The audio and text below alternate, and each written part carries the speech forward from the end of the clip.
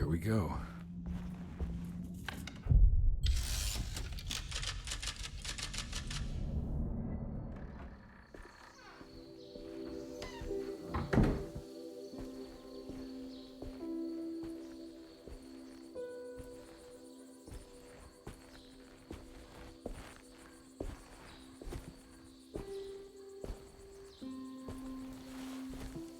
I'm glad to see you made it. I had my doubts, but the hope you instilled has yet abandoned me. I guess this must be Tarawea. Who are you? My name is Juan Luis Jorge, and this is indeed the convent of Tarawea. You'll have to excuse me, but Yermi never got your name. The name's Edward Carnby. I'm a private investigator. You're not a patient, are you? No. I'm the author of a book that Yermi once found important. How does that work? Are you part of this memory as well? Is this even a memory? I think calling me a manifestation of Yermi's subconscious would be more correct. And so is the convent of Tarawea. I'm a man Yermi has never met, and we are in a place that he has never been. Okay. So are you here to guide me or something? I have no more purpose than you do. I simply am. I will happily help you, of course, if I'm able. If you are already somehow part of Jeremy, why did he want to come here? Isn't he sort of here already? Yermi wanted to come here because it's a representation of his mind at peace. When Dr. Xray asks him to find his focus during his sessions, this far-flung convent is what Yermi imagines. He is under the impression that if he could physically come here, he would reach a perfect equanimity. A spiritual apotheosis. You don't think it would work? Yermi subconsciously knows it's just wishful thinking. He can't come here. Despite the pathways opened by the dark man between Derceto and Yermi's psyche, it's simply not possible. But I'm here. Indeed. It's a shame it's just another place for you, Detective. Otherwise, you could have become a Buddha. Always a bridesmaid, never a blushing bride. Am I right? Yes, I suppose so. You'll have to chase enlightenment elsewhere. So what's the next best thing? What can I do here? You should seek out the convent library and try to find the truth about Yermi's relationship with the Dark Man. It's the sort of knowledge he represses and is unable to reflect on. Will it tell me how to break the pact? Perhaps. At least you'll have something to confront Yermi with. Wait, why can't you just tell me? I don't know such things. You'd be better off consulting the text of Dr. Freud if you want such answers. No thanks, I hate shrinks. There is another thing you should know about the library. He is here as well. The Dark Man has been working his way through the text for a long, long time. He's here? How am I supposed to get past him? Be careful, Detective. Oh, jeez, just perfect.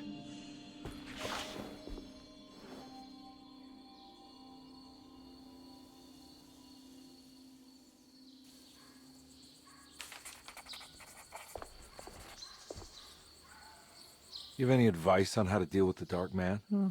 I suppose suppression could work. Try not to pay him any attention.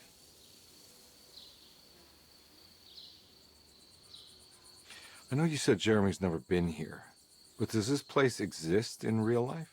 I think it's supposed to be Mexico. But I am not certain of Tarawaya's origin. Well, good to meet you, Juan. I'm going in. May the gods be with you, Edward de Vilban.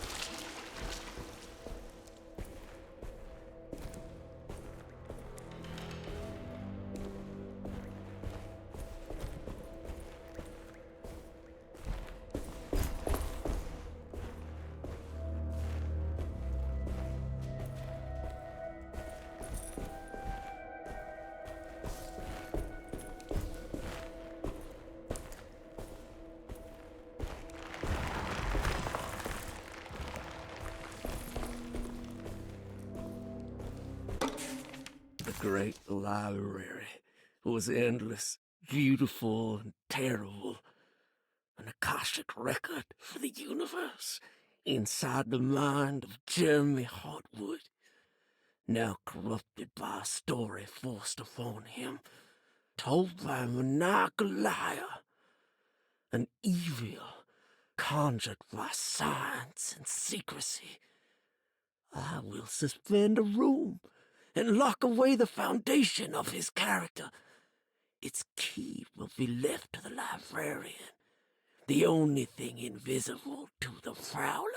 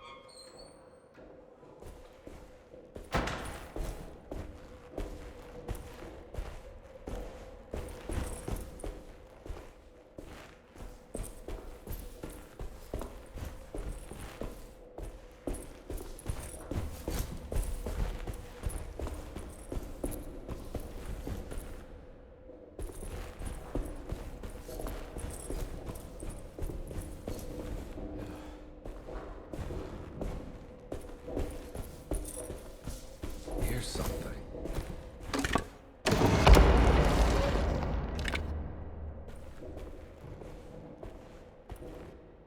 It was in the hot autumn that I went through the night with the restless crowds. He was a kind of itinerant showman who held forth in public halls and aroused widespread fear. The New Orleans address of the event is lost, but I remember distinctly the Prext Shipping Company pressing their contribution. Hey.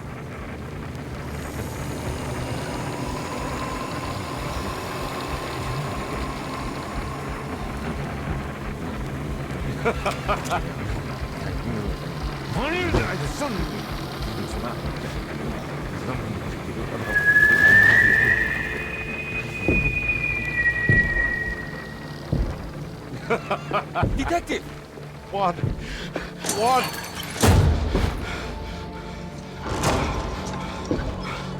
I hope you found what you were looking for. I fear there is no going back.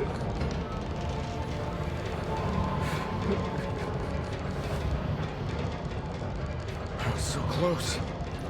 There must be something I can work with. Come on, Carby, think. Think! Shipping company. Prext. Right. Good luck, Detective.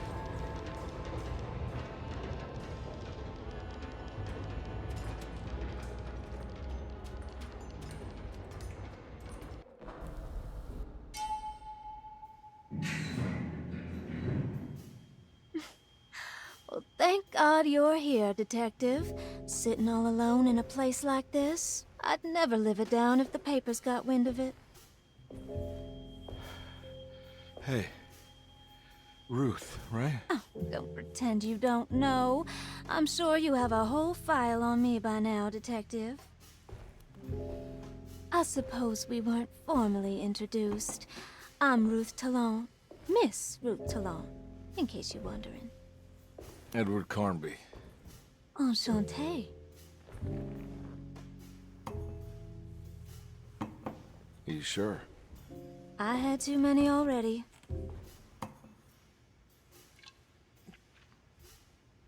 Nice. It's good. I know. I have great taste, Detective.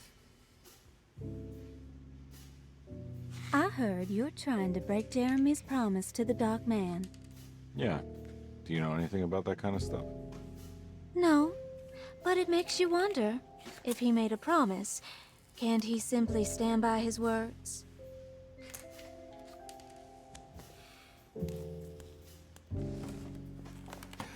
Look, I'm just trying to get Jeremy out of a bad deal, so he'll come back with us to New Orleans. Well, if all fails. What are you doing? It's a sign of submission to the Dark Man. I saw it in a dream once. What?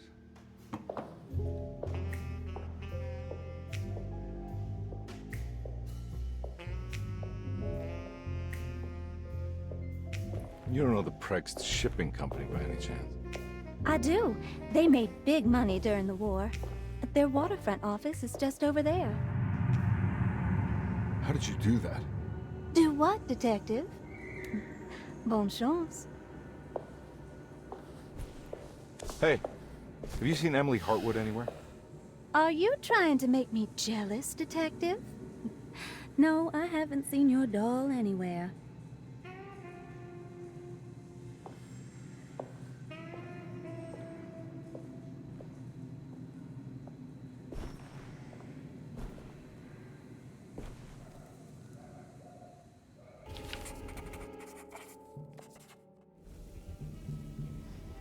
Prext Shipping Company.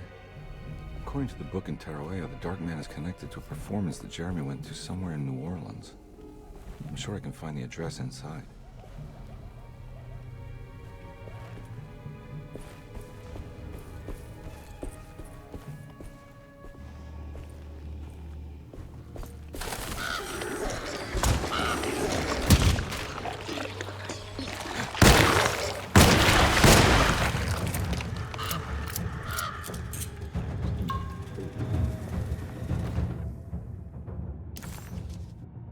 The sewer system has a tunnel running right below Prext Shipping Company. I bet I can use it to get him.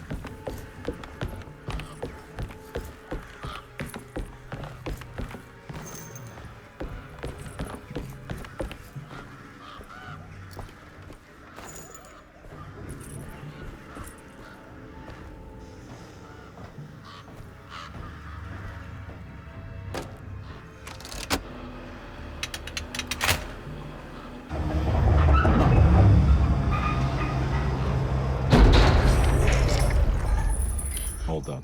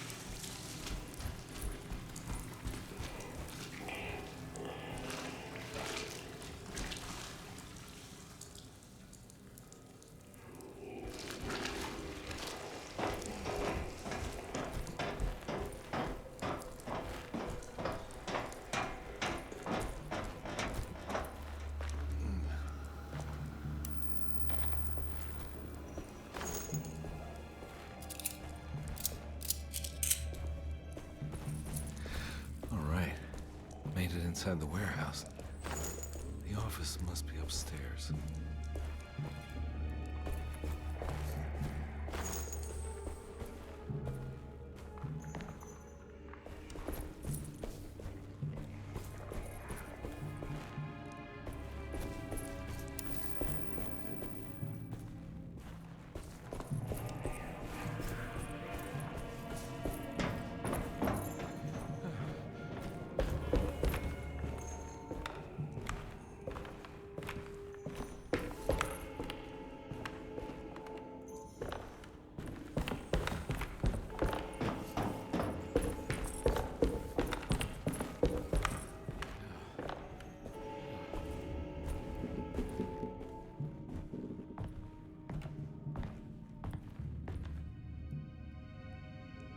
Hey, I always wanted to try one of these.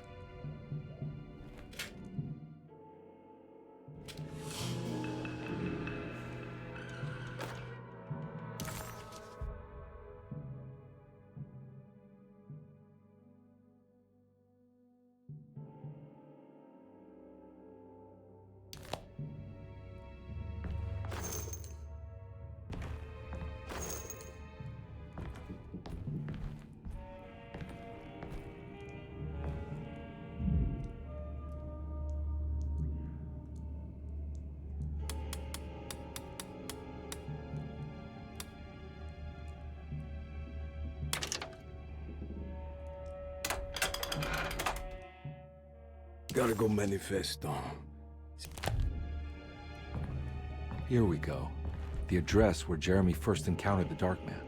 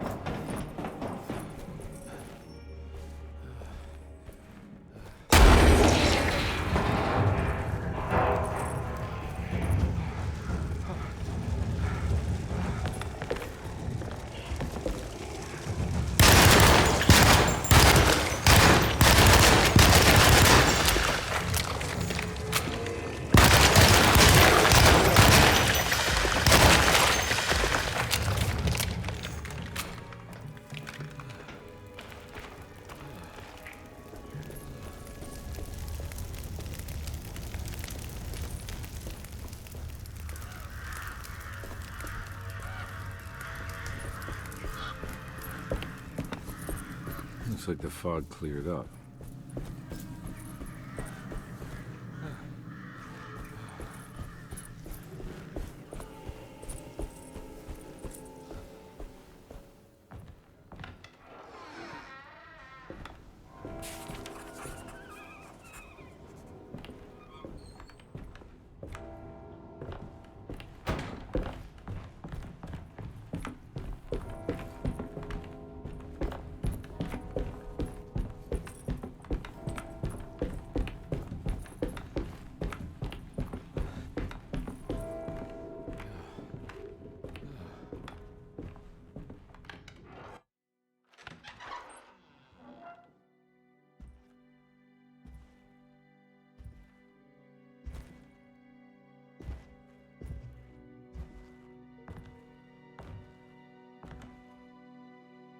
You want to tell me what this is all about? Welcome, Detective, to the greatest show this side of the Mississippi. Now the hotel, the Black Pharaoh, the ancient magician who lived 1,000 lives and wore 1,000 masks. I can see why you settled on calling him the Dark Man. Saves your breath. So, you got scared by a stage magician, and now he's living inside your head. You can mock me, Detective, but you would be the crazy one to think his presence can be ignored. Look where we are!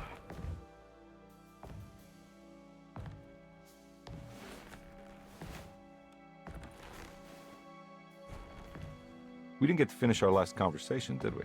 You were about to tell me how to break the contract with the Dark Man. No, we can't. We would turn her loose on the world. So many innocent would die. But there is a way to break out of the deal. There is. He offered me a way out. Steps to take. What are they? You'll never find them. They're forever entombed in his sunken desert temple. Jeremy, I'm not your enemy. Tell me where to go. How do I find the temple? No, we can't. I have to make this sacrifice. God damn it, Jeremy. I'm gonna save you. Don't worry.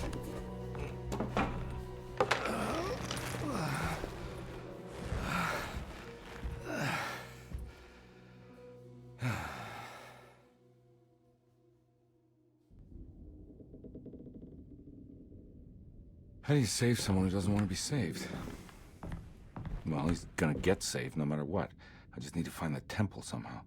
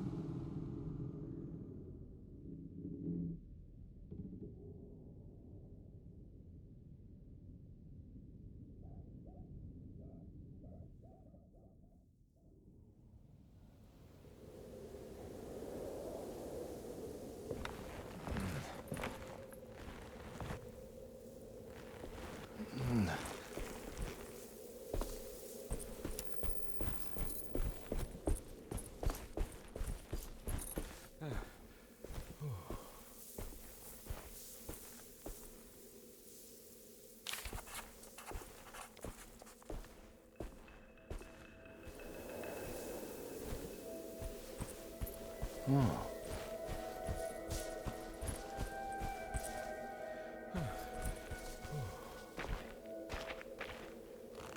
Ugh.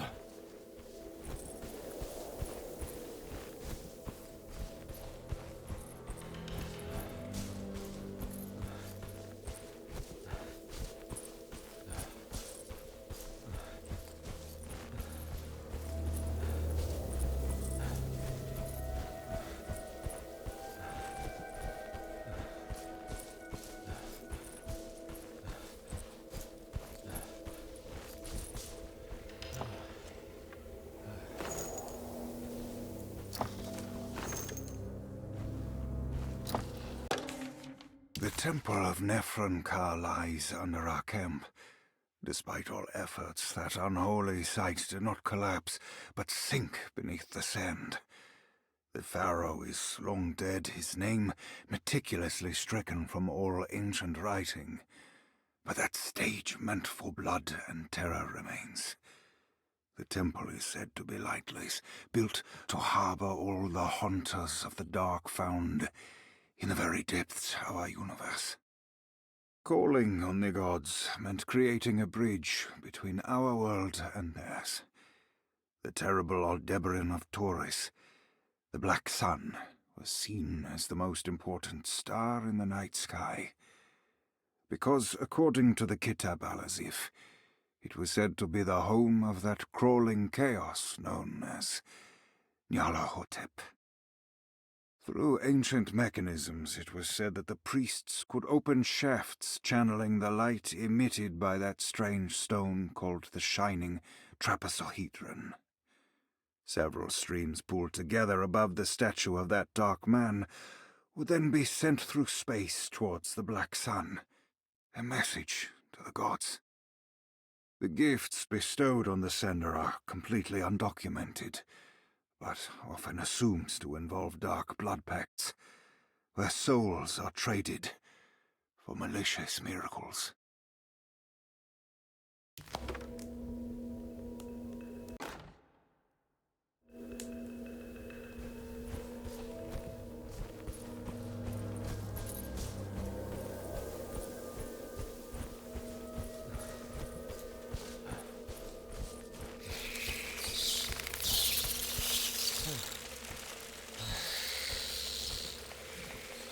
Here we go.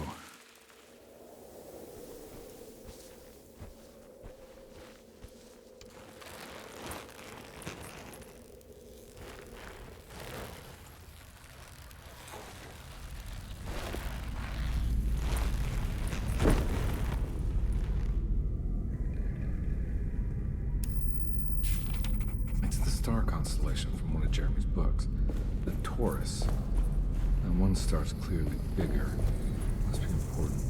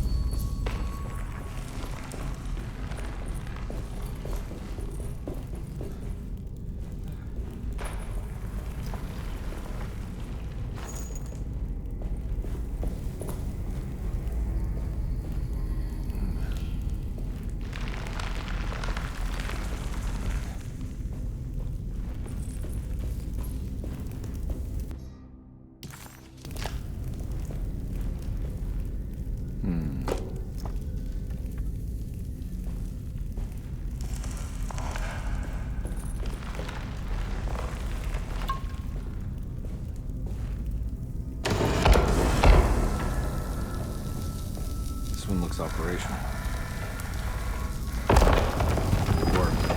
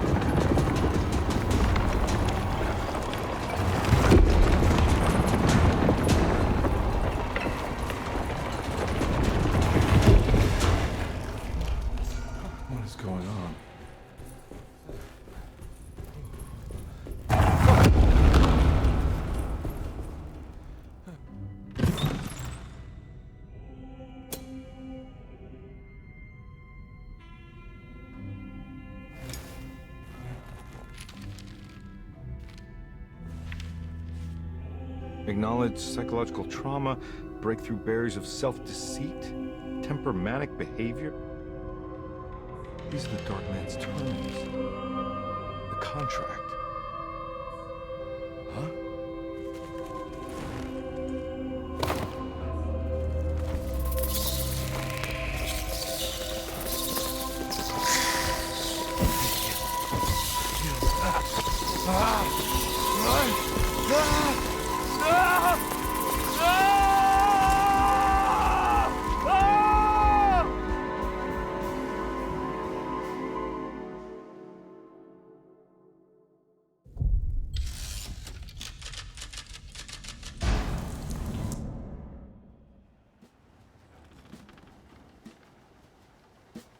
Hey. Hey, detective?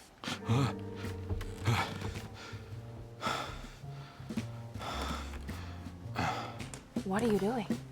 Oh, I found something. Great.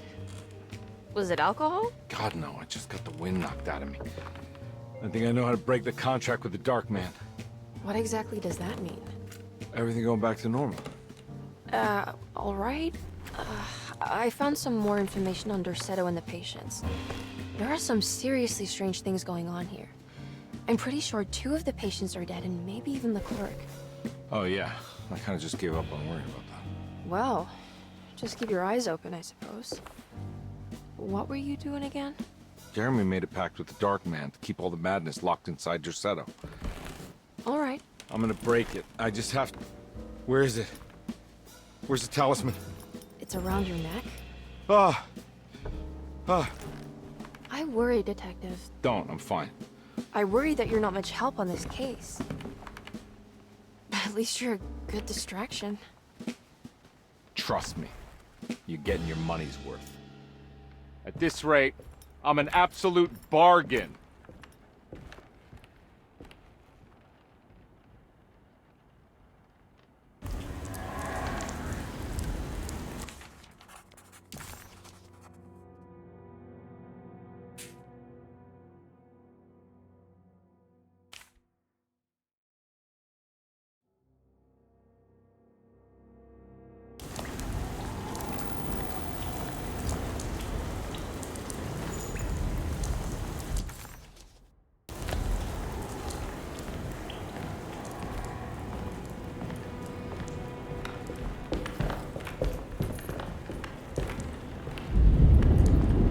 Just what this evening needed. Some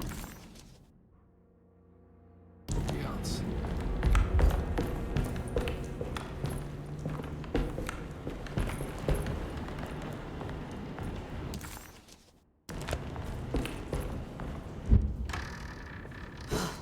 Got to be around here somewhere.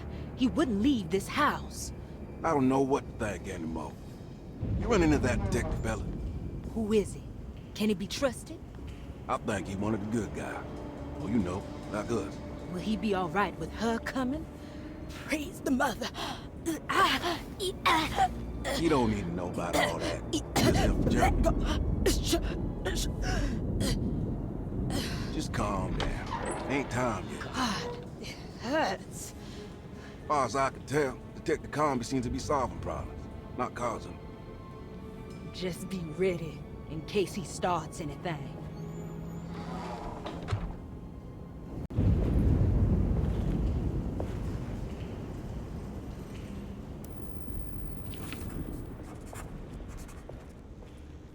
The 2 orderlies still hadn't found Jeremy.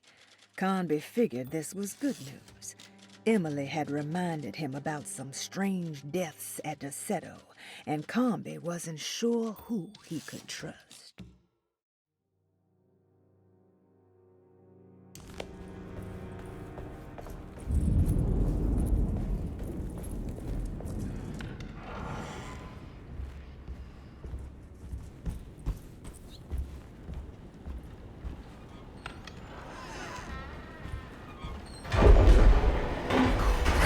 What the hell was that?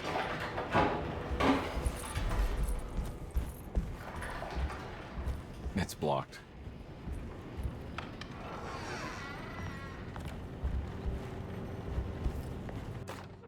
Lunacy and the Astarte Artist Colony, a monograph by Yael Klein. In early 1909, the old Derceto plantation outside of New Orleans was turned into an artist's colony. 3 famous European artists rented the house and the surrounding land from the owner, the Ledoux family. The colony was chiefly run by Sebastian Cortez, who was playfully dubbed the captain by his collaborators, William Arges and Heinrich Kassel. The colony existed for 6 years, until one day all 12 members disappeared without a trace. It is widely believed that their disappearance is connected to the disastrous hurricane that passed through on September 29, 1915, but nothing truly supports this claim. What is known is their frequent participation in New Orleans nightlife, their love for hosting parties, and their elaborate contributions to the Mardi Gras parades as the Pirates of Pontchartrain. Accounts of their lifestyle can be found in almost every gossip column. It can effectively be summed up as carefree and bohemian. In late June 1909, the name Astarte first appeared in the newspapers. Cortez said the name came to him as he was painting. There is never any claim to knowing about the ancient Phoenician fertility goddess with the same name before this time. His fellow colonist Heinrich Kassel did know, because he later produced sculptures that show clear references to ancient idols of the goddess. It's impossible to know for sure how this name suddenly made an appearance, but it is interesting because of Derceto's history.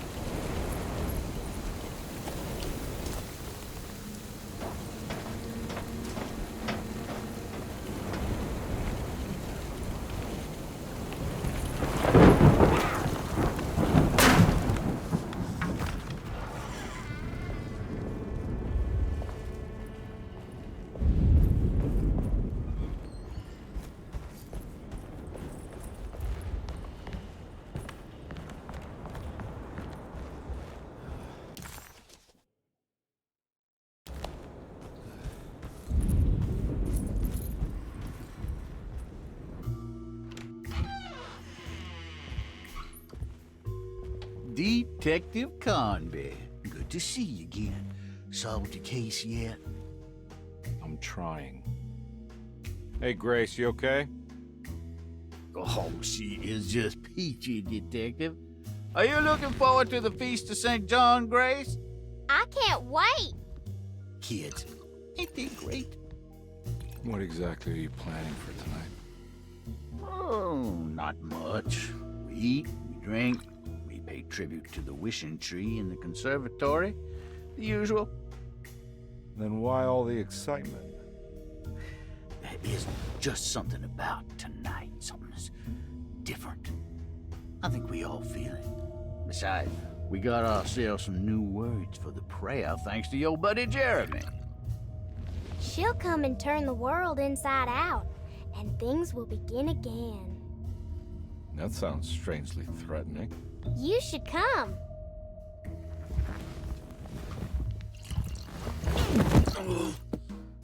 God damn it, Grace. Stay put for once.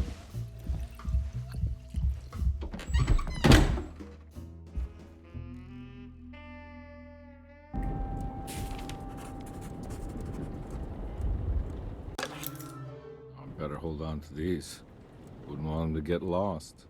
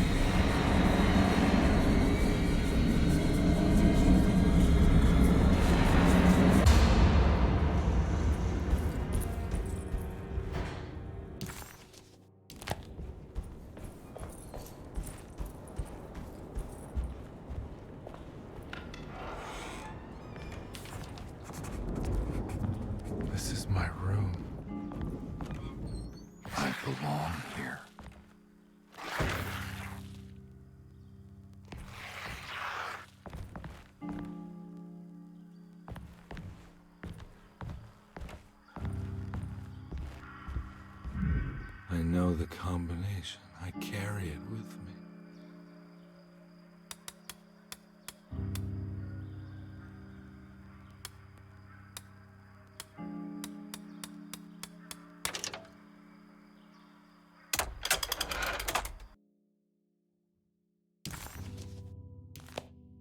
Detective, I have made many discoveries in my case.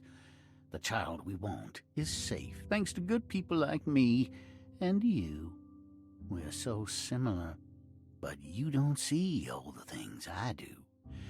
To find your man, Jeremy, you also need to look for the girl. It has always been that way. The young deliver us all. You should have a look in my room. There's a piece of the puzzle you will need. How long have I been here?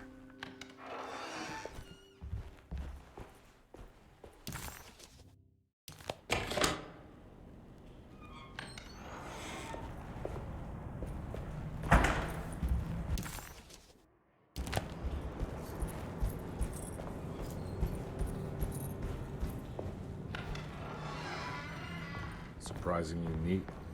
Maybe I've been selling that old barfly short.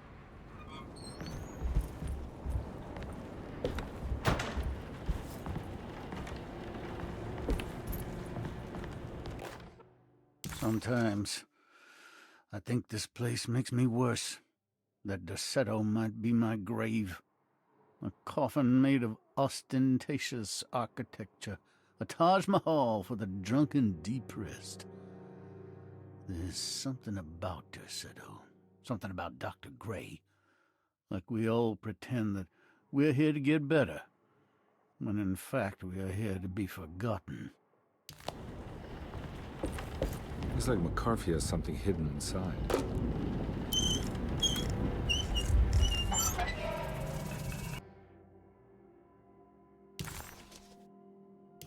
Why would McCarthy lock this up? Was he trying to keep Grace from completing the shame? If so, couldn't she have just made another drawing?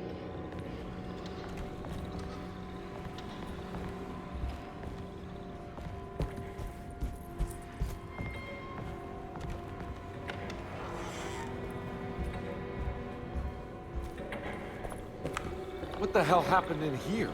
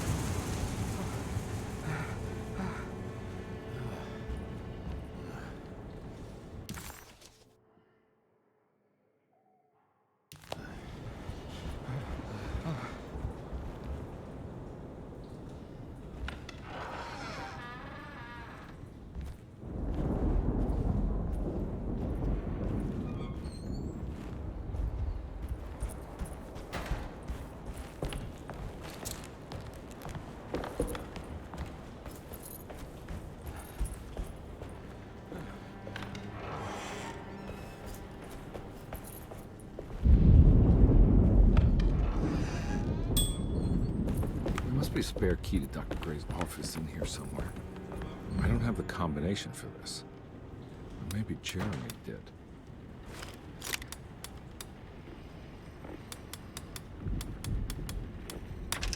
It worked. The last guest in the empty room suffered from severe maladaptation. I must write this down, because if I understand the condition sufficiently, it could make me deny this fact at a later date. And there is reason for me to think I may come to suffer the consequences from this dysfunction, as some who came in contact with the guest seemed to adopt a new worldview in which everything was predetermined but broken. Upon accepting this worldview, some memories became unmanageable and later rejected. I do not know what this means. I cannot even remember the fate of the guest. I think they were simply misplaced one day and forgotten. Just like all documents pertaining to this guest, they have all been destroyed, or they never existed in the first place. Who wrote this? There has never been a guest in the empty room.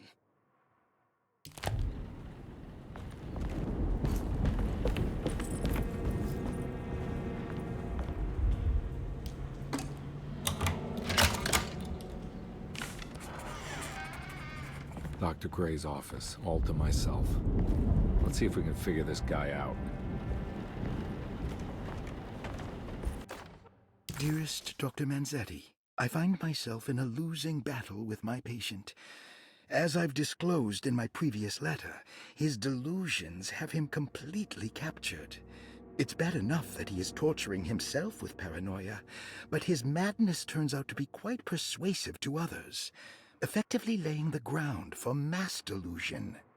I am writing to you in hope that you can give me some guidance. Beyond my ambition to avoid devastating surgery on my patient, I have grown worried about my own defenses. The words of my patient are deranged, yet they often resonate with something primitive within me. I have tried photographing his brain with X-rays. It was surprisingly difficult to get good results. Dark blotches on the plates kept obscuring all details. My patient looked at the bad plates and cried out in terror, telling me the dark areas was the shadow of the worm, eating him from inside. I could not see anything out of the ordinary. I hope this is a sign that my mind is not as receptive to the madness as I had feared. After further inquiry, my patient described the shadows inside his mind as some kind of chthonic monstrosity that wants to undermine his sanctuary. This is clearly a reference to a place he calls Teroea, a sort of library or convent that works as a psychological haven. With this imaginary haven threatened by this Chthonian, he has now constructed another, less pleasant hiding spot.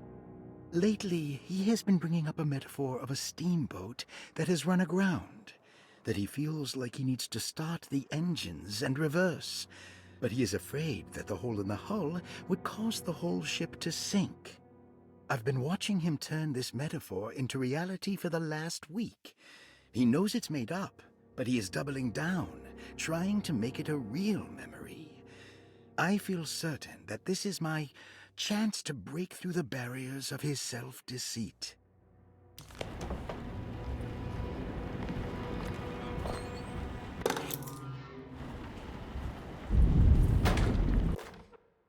I have finished tidying up Miss Beauregard's belongings. I will leave it to you to contact her agent and have them collect her things.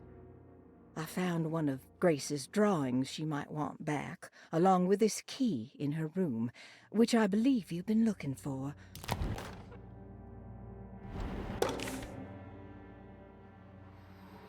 This is where McCarthy has hidden my favorite young. It's very important.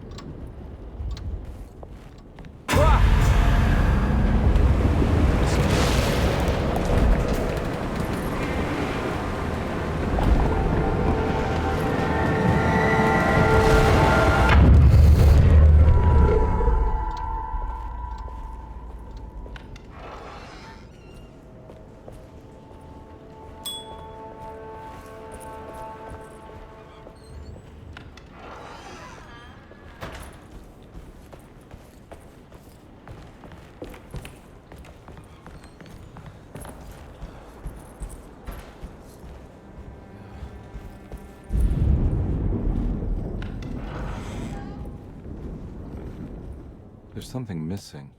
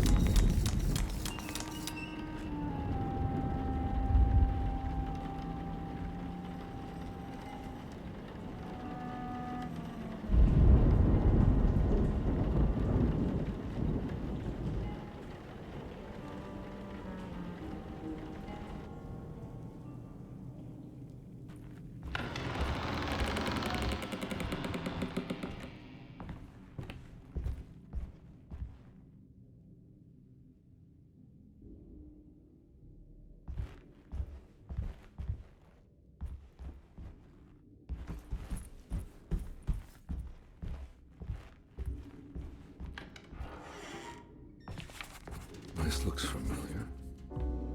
How am I back at the office? Jeremy's never been here.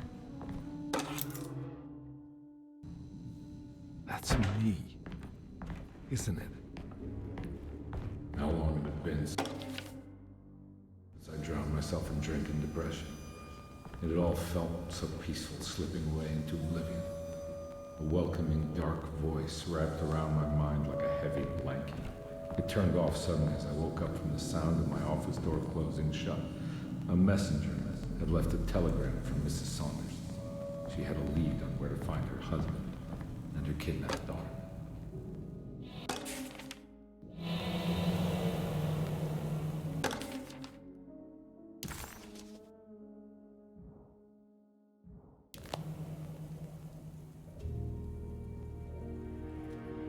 God, I used to drink so much back then.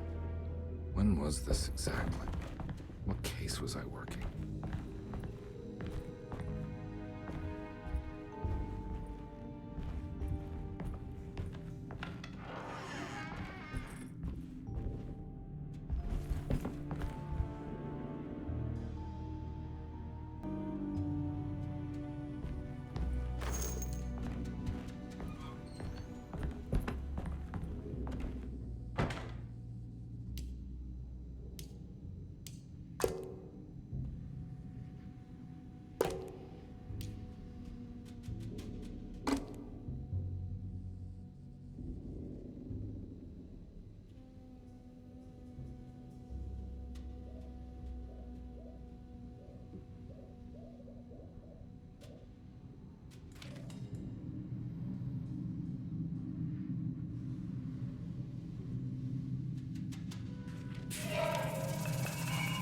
I remember this case.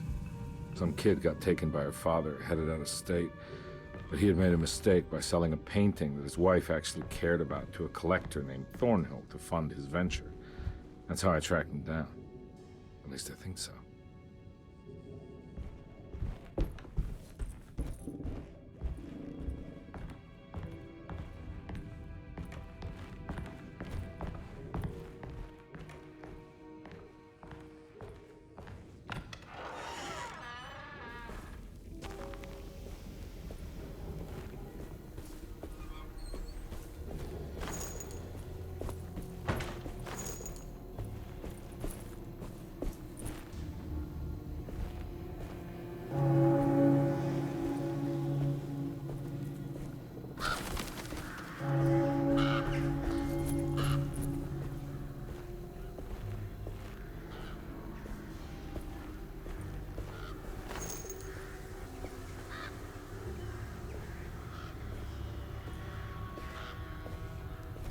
Thornhill wasn't a bad man, but he had principles keeping him from handing out information about his deals.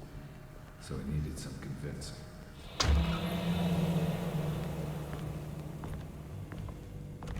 Well, every case can't be squeaky clean.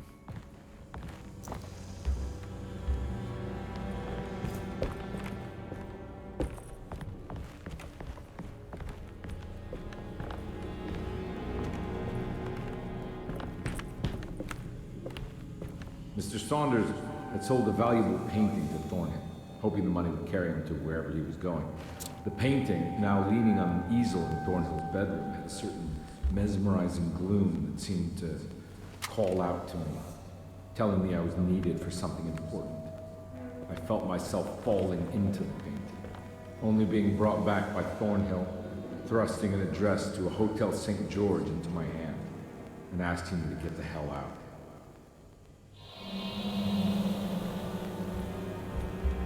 I don't remember this at all, but I can't say it didn't happen.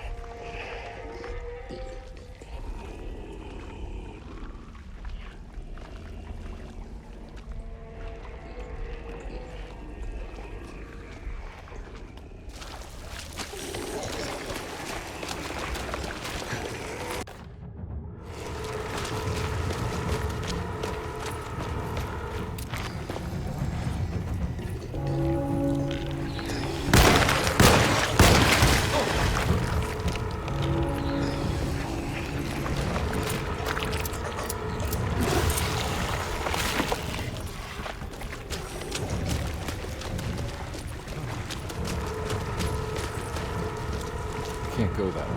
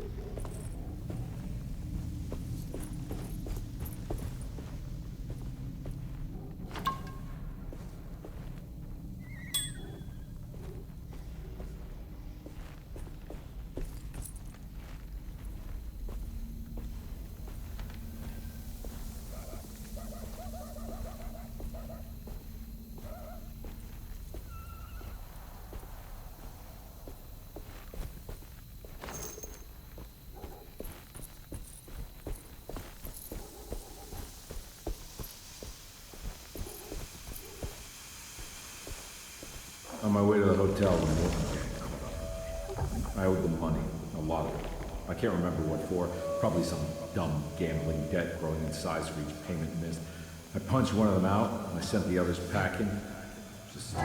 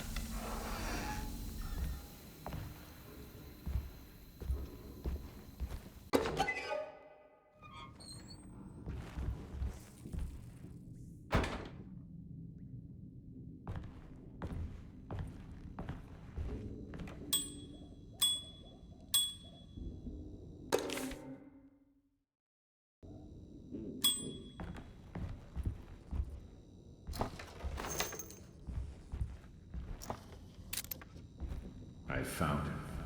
In the hotel ledger, I recognized the handwriting of the signature. Ted Stryker. It was him. I could feel it. It was the kidnapper I was hunting. I put on my knuckles and hurried up to his room.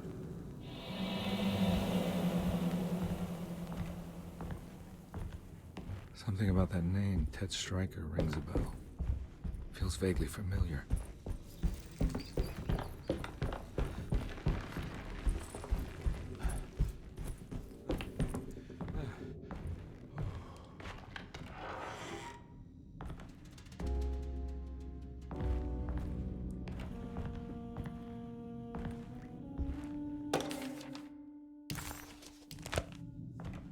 I recognize this room, but I didn't catch up with them here.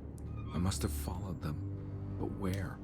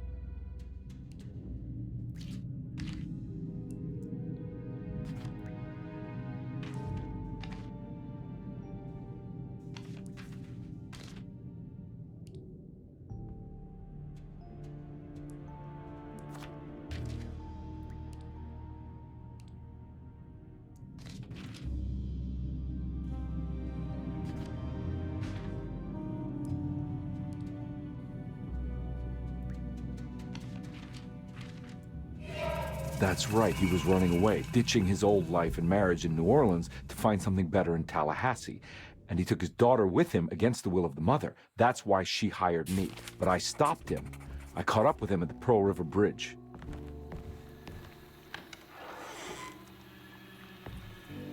Pearl River. This is where I caught up with him. This is what the Dark Man wanted me to revisit. But I'm still not seeing it. What am I forgetting?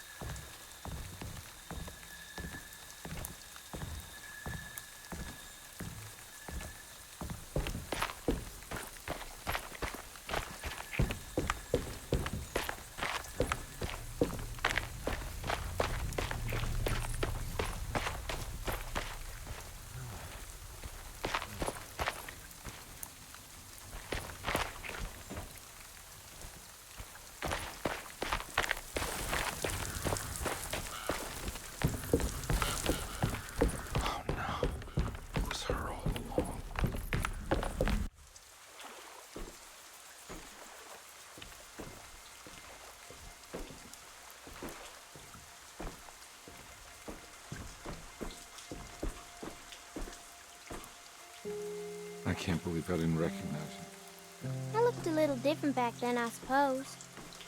Was any of this real? How do you mean? This day, just... so much is happening. I can't... I think I've lost my head. Do you need me to apologize? I mean... I am sorry. I don't think I need to begin to explain. You're just a kid, Grace. I'm really sorry. I didn't mean for it to happen. Lies. More lies. No, really. I thought I was being a good guy by handing you over to your mother. I didn't know. I couldn't have known that she wouldn't care about you. I don't know how this works. What is this for? Some form of admission of guilt. Maybe acceptance. It's what the Dark Man wants. I guess we just watched my father die again then. You think he's alive? I know he is. He's down there, scared that he won't be able to get out. That he will drown with his daughter again. What are you saying? We gotta save him! We? Do it yourself. I'm down there with him, remember?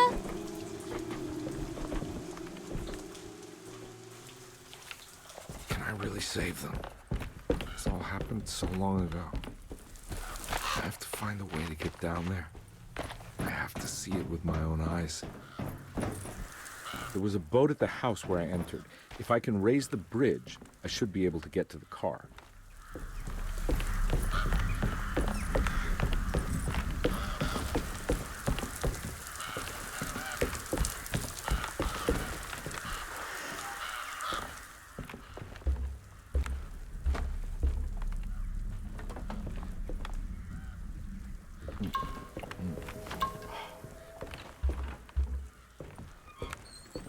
This must be where the bridge is operated.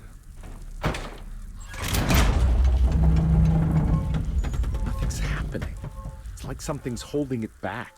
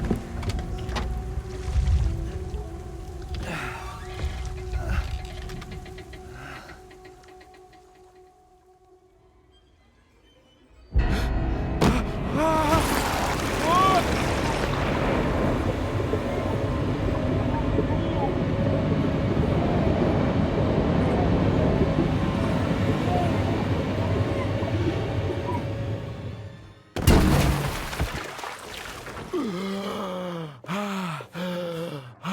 God, Carnby. Are you okay? Don't leave me alone. What the hell have you been doing? What's going on here? Look at this mess! I'm sorry, Mrs. Thompson. Don't make me kick you out of this house. Now get out!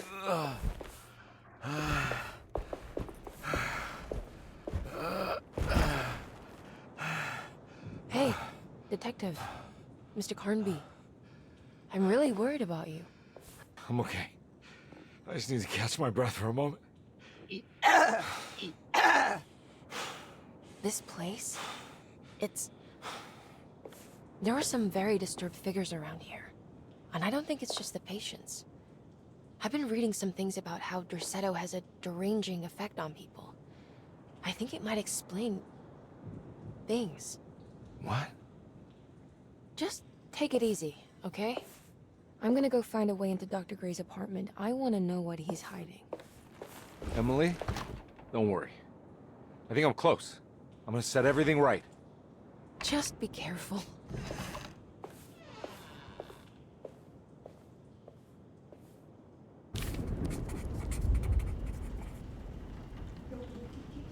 Carby had run their car off the bridge. He pulled Grace out of the sinking car, but left her father to drown. He could have saved him. There was time. He just chose not to. Instead, he took Grace back to New Orleans and collected his paycheck.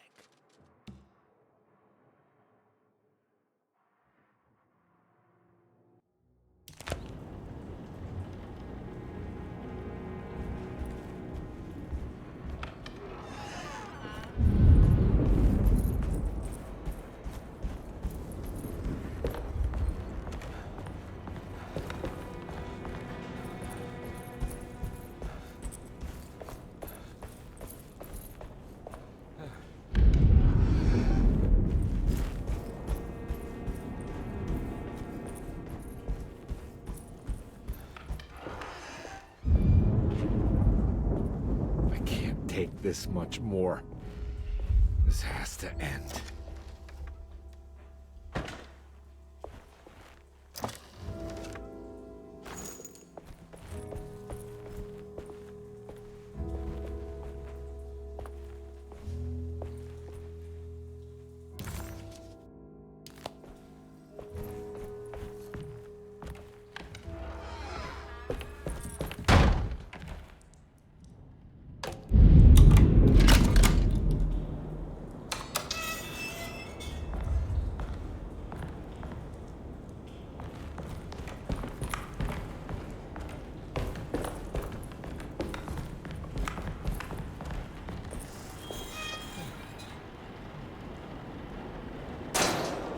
This doesn't look good.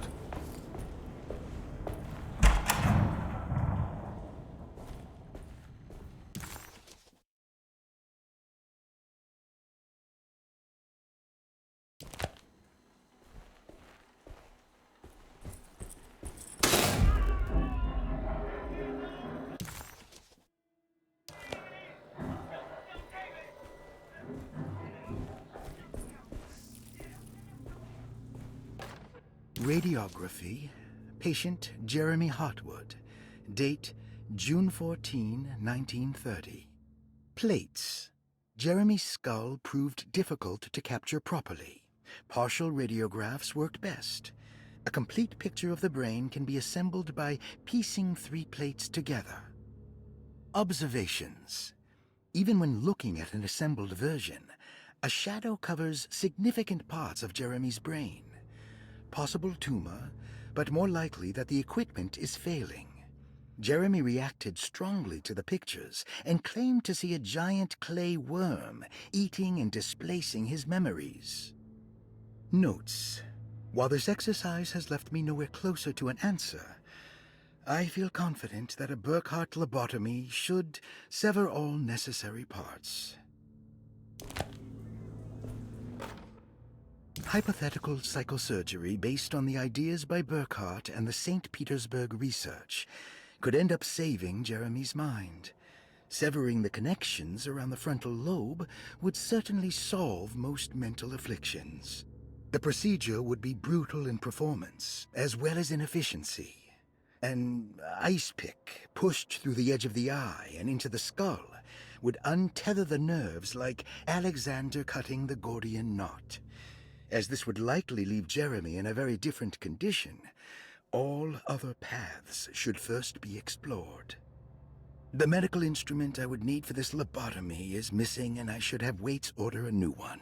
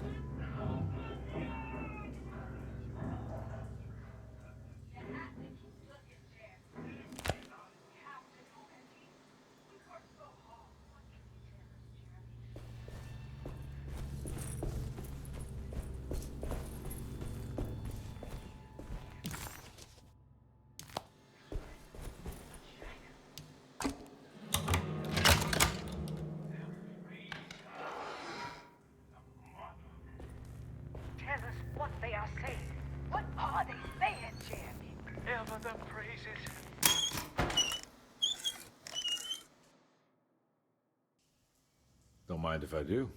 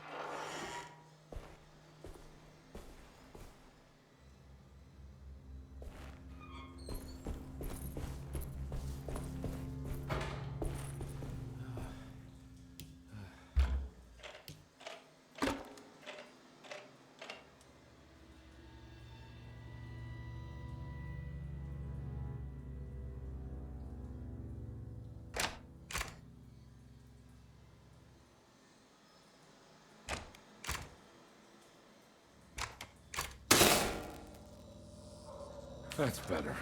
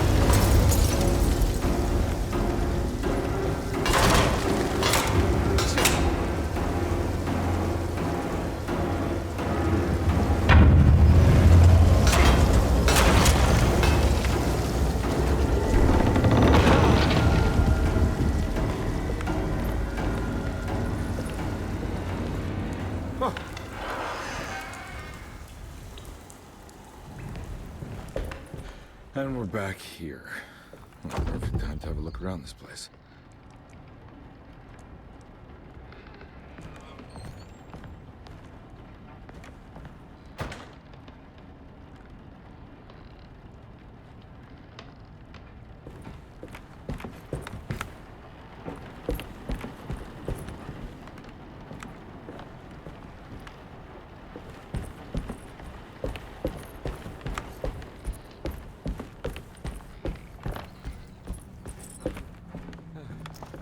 What is that?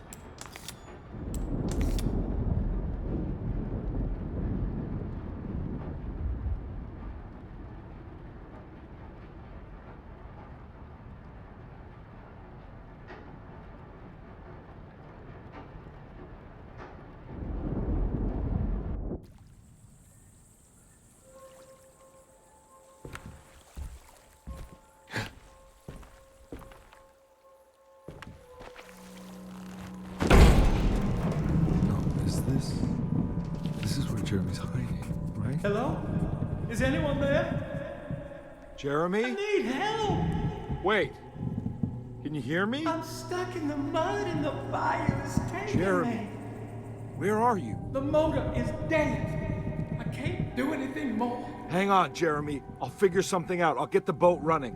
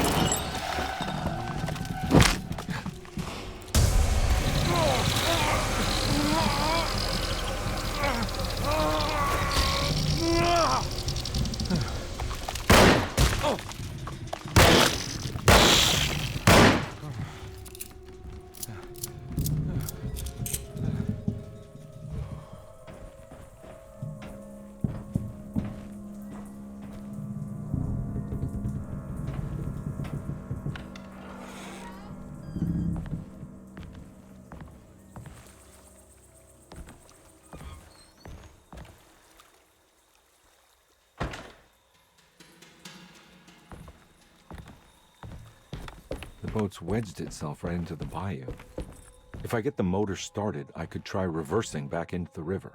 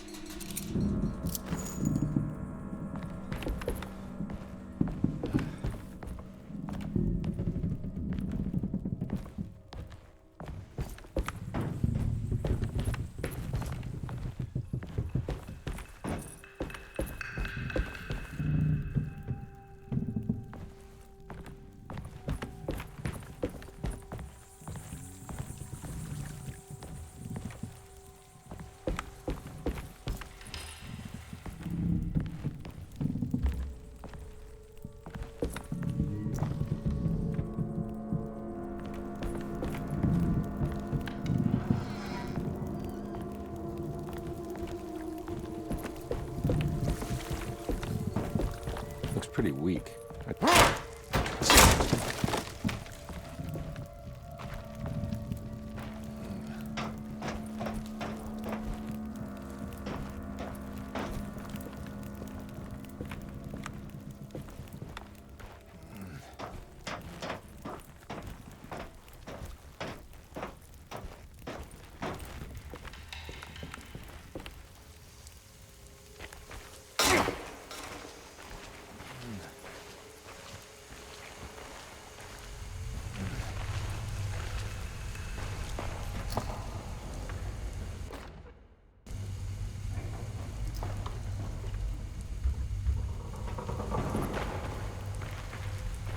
This definitely needs fuel.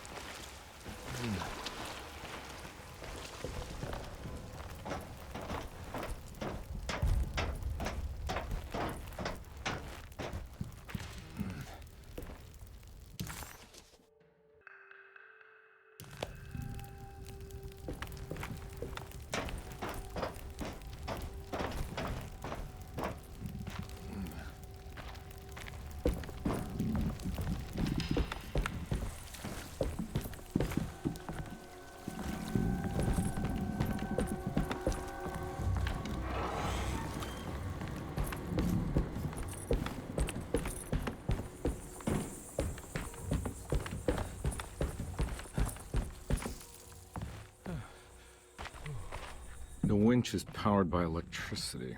I need to find a way to turn it on before I can use it.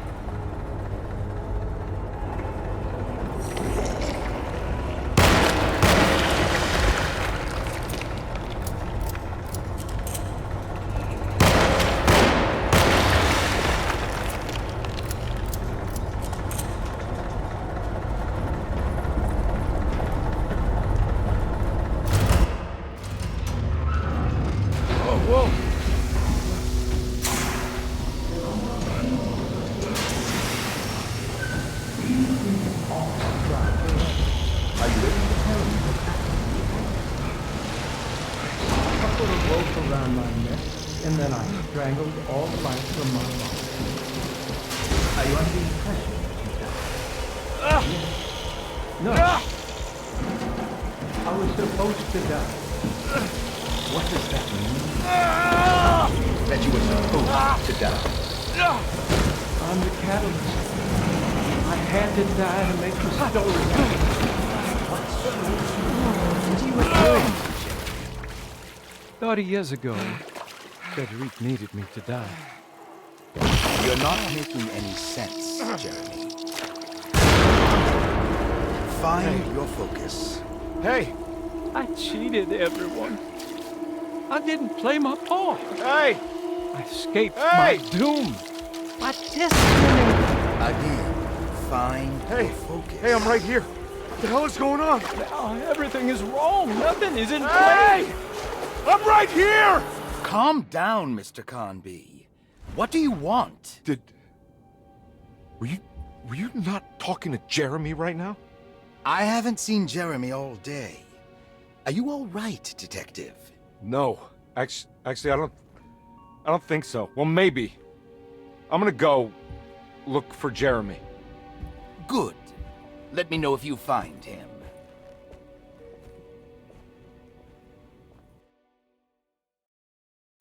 That was Jeremy's self-deceit? A steamboat stuck in the mud? I'm not gonna pretend I understand any of that. What a bunch of psychoanalytic nonsense.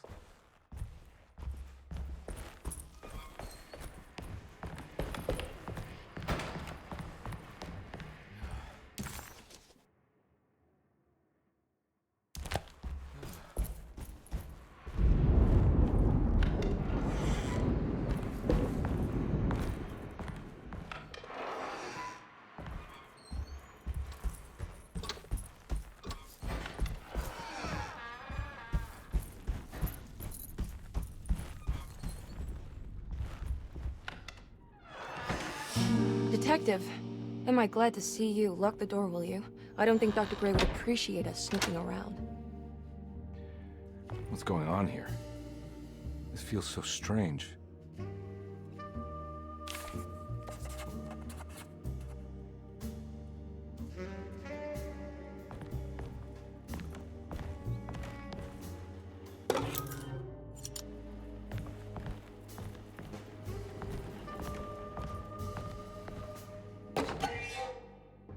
Hey.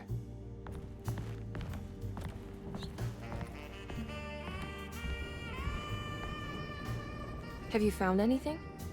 What? Yeah, I've seen some things. Okay. Let me know if there is anything you want to talk about.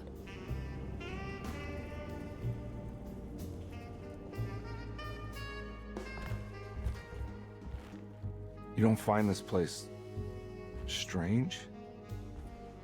Derceto is certainly one of the stranger places I've been to.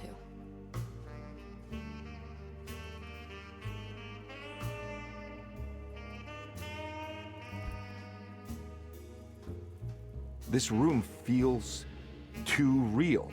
Hyper real. More than anything I've ever experienced. Okay.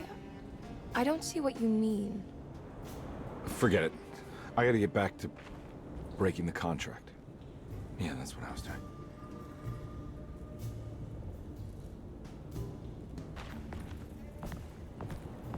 There's a book missing. What did you do? I was just rearranging the books. Well, come on, let's check it out.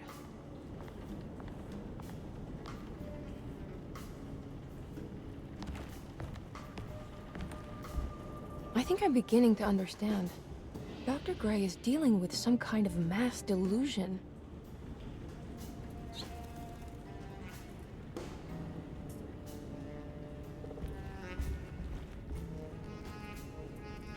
What were you saying about mass delusion? Derceto seems to have a deranging effect on people living close by. It has a history of creating cults devoted to some nature goddess. Even the name Derceto refers to the cult existing here before the Civil War. Derceto was the name of an ancient fertility goddess worshipped in Syria. Dr. Xray and his friends, however, seem to prefer The black goat of the woods with 1,000 young, or Shubnigroth. And that name can only have come from my uncle's twisted mind.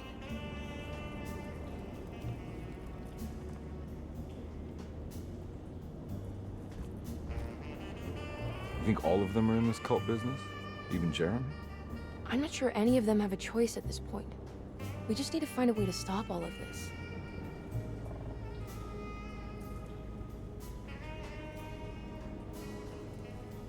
I've been so busy trying to free your uncle from the promise he made to the Dark Man. I guess I kind of just let everything else go. Don't worry, Detective. I feel like we're close. I'm sure Jeremy will turn up. If he is part of the cult, he wouldn't want to miss the Feast of St. John. I just need enough information to make him see the truth. I hope you're right, but I doubt he'll show up. Not as long as the Dark Man's got him hiding.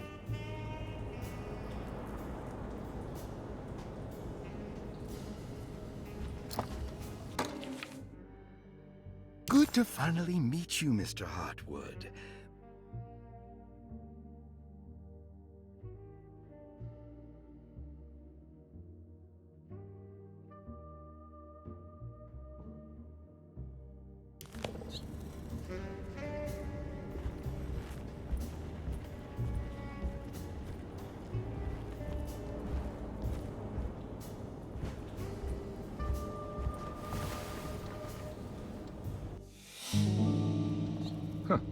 Has that been there this whole time?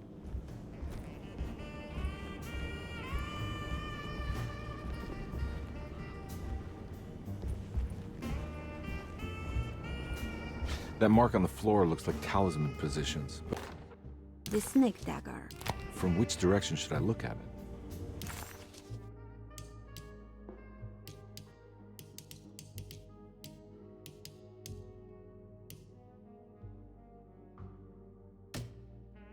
The Snake Dagger, a monograph by Yael Klein.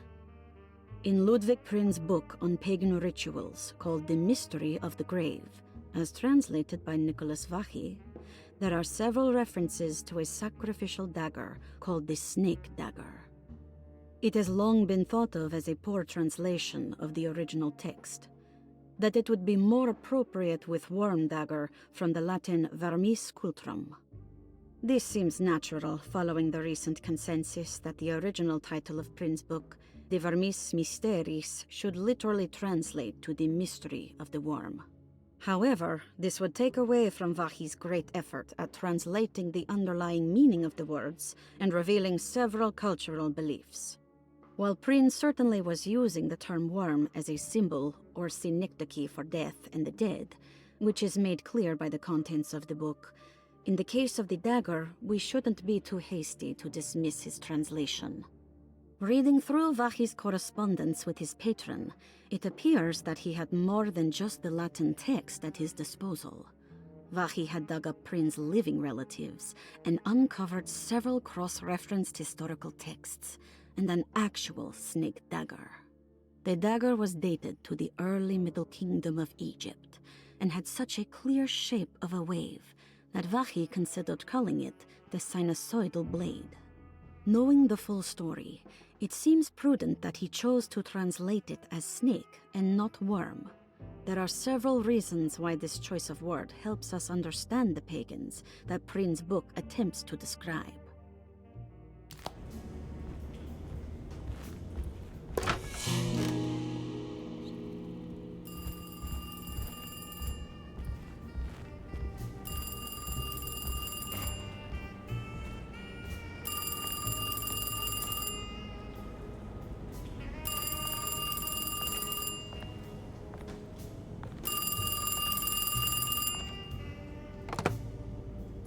Hello?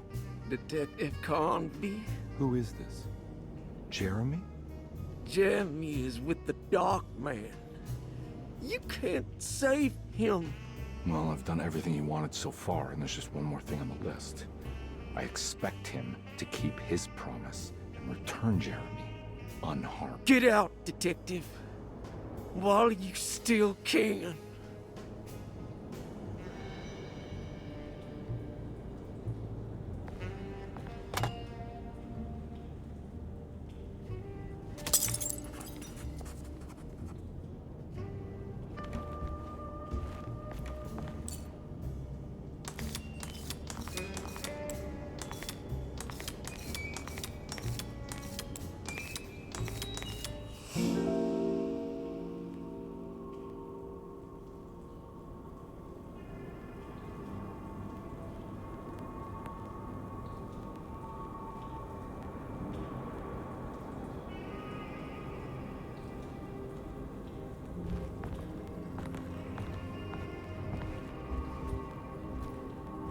You okay? You look a little frazzled. Just stupid telephone. I know. I tried calling the police earlier. The telephone is completely dead. It's not... Yeah, no, the telephone isn't working.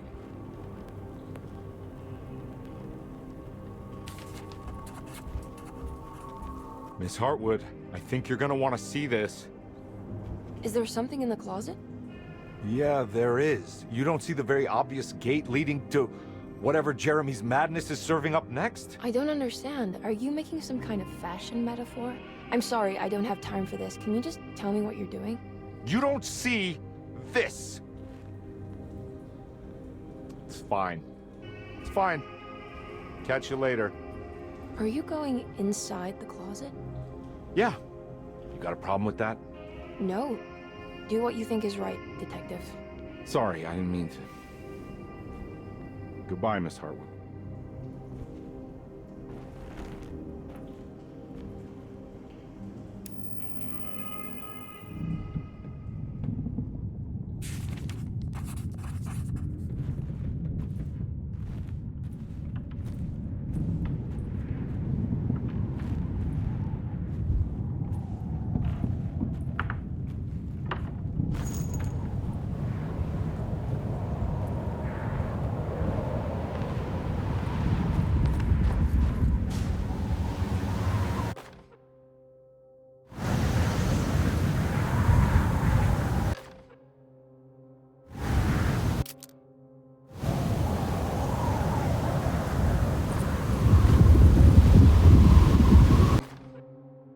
Found the ancient stellarium perched on a cliff facing the Arctic Ocean after a day of sailing due north of the Eskimo encampment. Jacob van Oostad was our most keen member of the expedition. He had been chasing down the source of a peculiar type of crystallized metal present in several sacred items among the natives on the northeast coast of Greenland.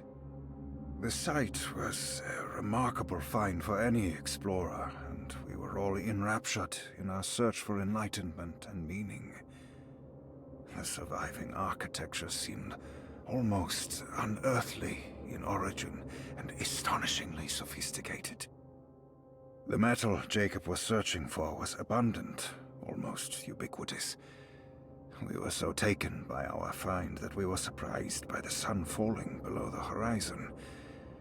As we quickly picked up our gear, ready to head back to our camp, Jacob van Oostad declared that he wanted to stay. He was adamant. We begged him to reconsider. The night would be getting colder by the hour, and we feared for all our safety. Jacob refused, threatening us with violence if we wouldn't leave him alone. As the snowfall turned heavier, we left him there on his own. The next day, the weather became worse, and we had to spend hours enforcing our shelter as our tents became increasingly useless. The group had ridden off Jacob, thinking he must be dead. I had an urge to make one final attempt to save him, so I headed out as darkness fell with a handful of flares, and headed toward the coast and up the climb, towards the stellarium. That's when I saw him, transfixed by a burning sky, that celestial lantern. Jacob keeled over and let out a painful shriek that struck me with such fear and pity. He was crying in agony, for the cold weather had ravaged his flesh. I called out to him, and he turned to face me. His vacant stare held me in place like a needle through a butterfly, and he said, "You must leave now, Ashton. Go, and never come back." And so I left.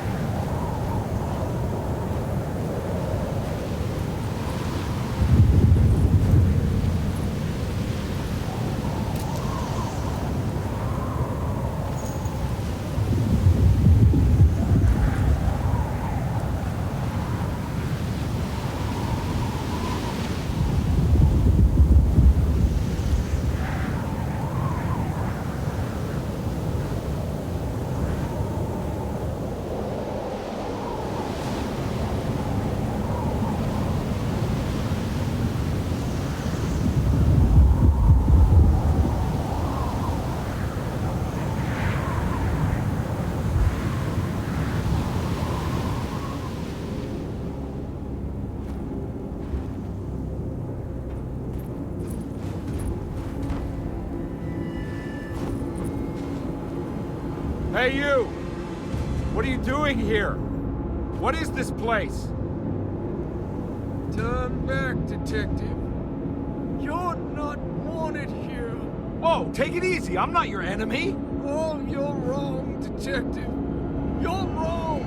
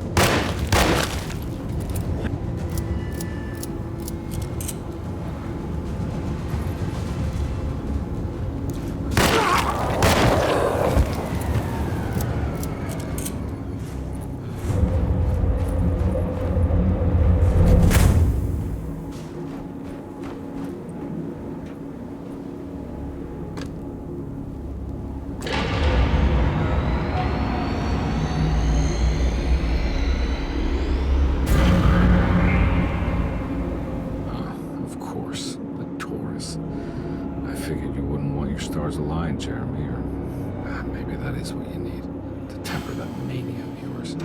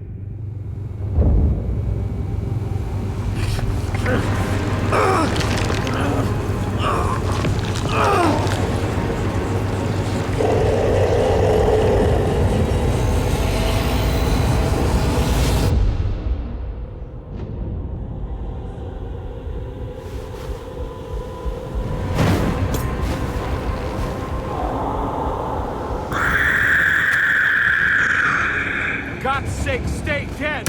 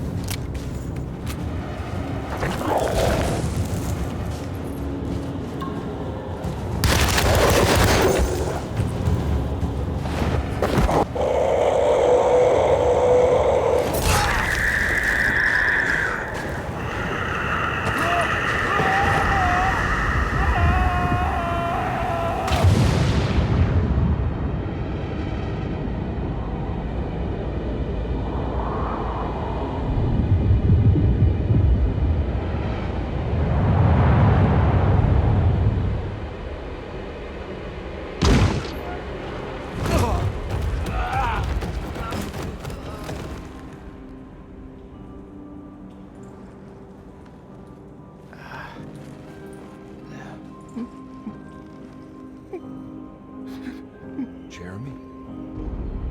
I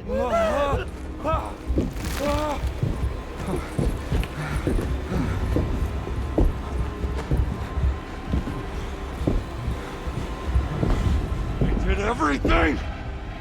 Aren't you happy? Stupid charlatan! What more do you want from me?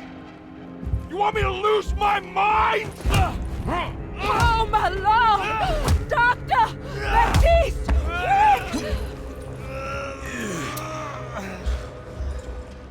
Jesus. What were you thinking, Carby?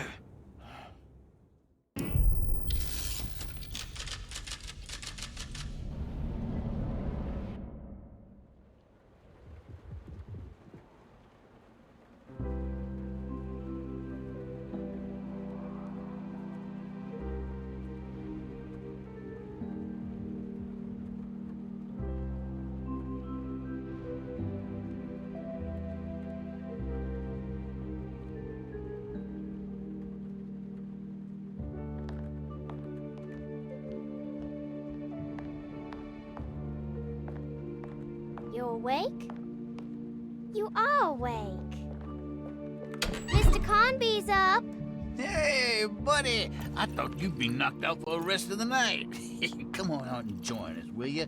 I'll save you some gumbo. Good to have you back. You gave us all a good scare. What happened? You had a psychological breakdown. Sorry for manhandling you, but you were being violent, you see. You stabbed Jeremy and then punched Dr. Gray. Are they... okay? Jeremy's a little strange, but everything's back to normal. Really? All thanks to you, Carby. You want to try standing up?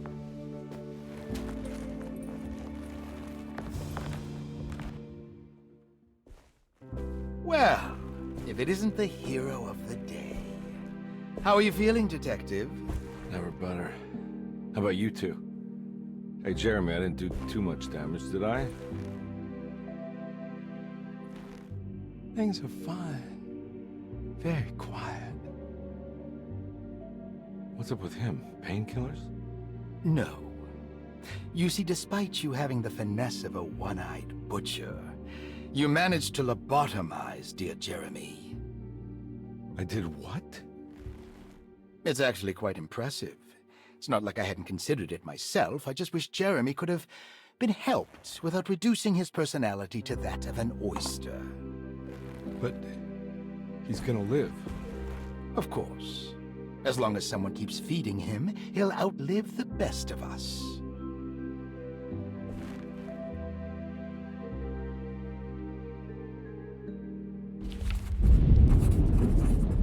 Does Emily know about Jeremy's condition?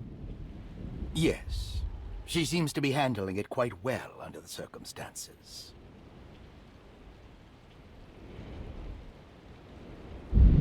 Does she still want to take Jeremy away from Derceto? I will have to insist that you do. This is not that kind of institution. Jeremy, hang on for a little longer, okay? We'll be going back to New Orleans soon. Oh, good.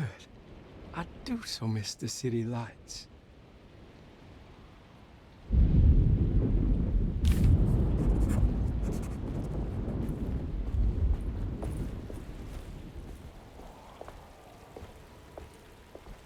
Good to see you back on your feet, Detective. Have some gumbo. Thanks. I'll save it for later.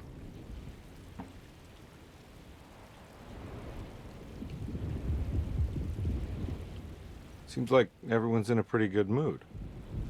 The Eve of St. John is the most important date of the whole year. It's the only day when the black goat of the woods tends to her young.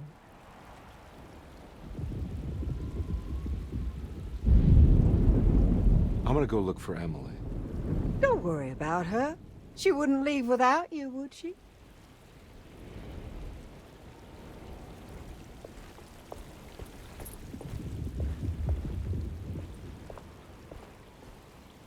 All right, tell me, what the hell's about to happen here? Every year we have a little turn-the-page ceremony by the tree. It's symbolical. It's like life has its cycles of grief and happiness. You know? Just like a tree facing the seasons. Things change, but remain the same.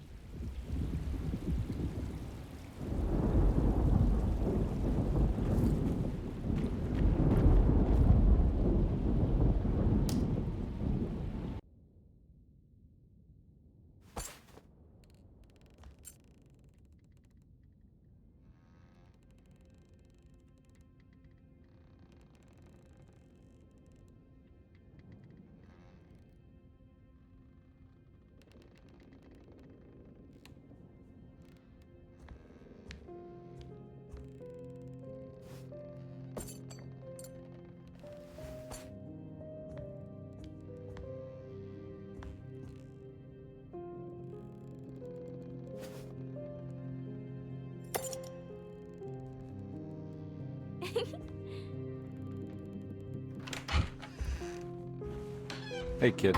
What are you up to? Nothing much. Yeah? Anything I'm gonna have to pay for? You're bored, aren't you? Yeah, I can tell. You want to see if we can tear your mother away from the play? Can you believe they're still going? It's been hours. You forgot this. Well, I just didn't want you to think we had abandoned you in there. Can we go home? Yes, please. Can we? What? You guys didn't like the play? It was all right. A little difficult to follow. Oh, I agree. Let's just say there were moments where it left me alone in the dark. Oh, God. That's the name of the play. Whoa, what do you know? Did you like it, sweetie? There should have been a hedge maze. A hedge maze? Uh-huh. And pirates. That would have been fun. Well, maybe next time.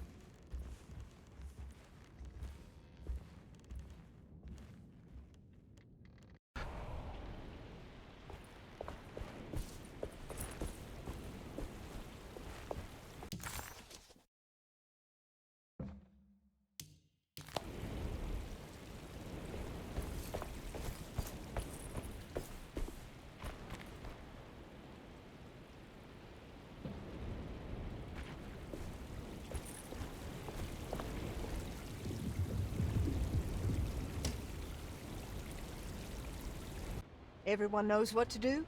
Y'all know the new words. Mrs. Thompson, we talked about this. I'm not sure everyone is comfortable. Doctor, I insist. This is important. We've waited for so long, Doctor. Let's just go with the old song. Not every change is an improvement. Boss, good or bad, we need to move forward. All in, Doc. Let's bet it all. But we don't know what we're dealing with. It'll be okay, Doctor. Better even.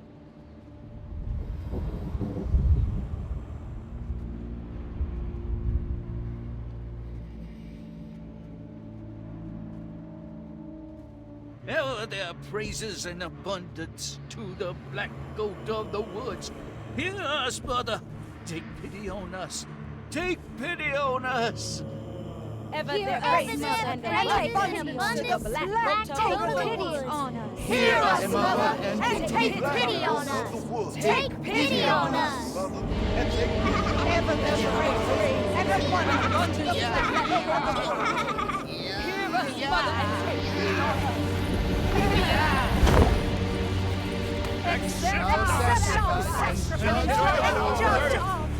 on us.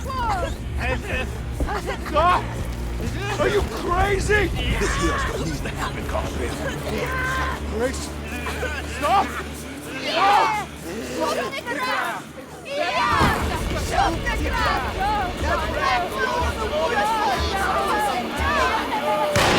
Stop in the ground!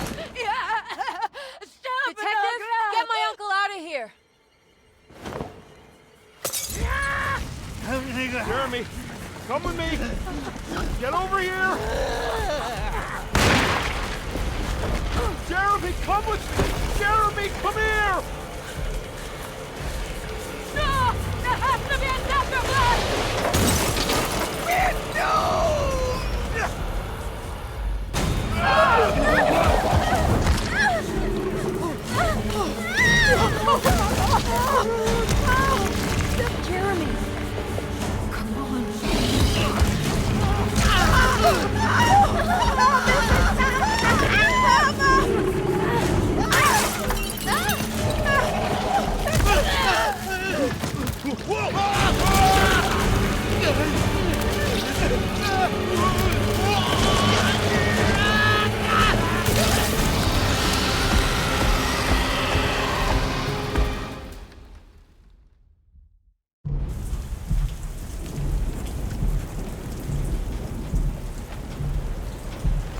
can't let that monster leave Derceto. I have to stop it.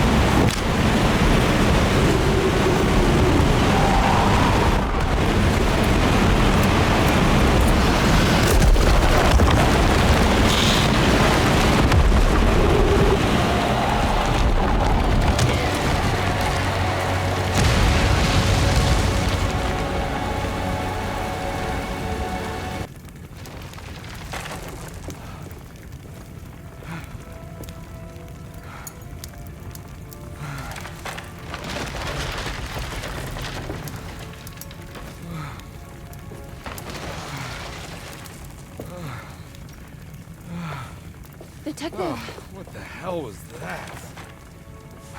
I tried to tell you. There was so much evidence. Their devotion to the Black Goat was like nothing I've ever seen before. I felt so dumb believing any of it, but I'm glad I did. Are you okay? Everything is out of order. This isn't the way the story goes. I shouldn't be alive. Yeah. Oh, you're welcome, buddy. How are you doing, sweetie? I kinda like it. You ruined everything, but I'm not mad.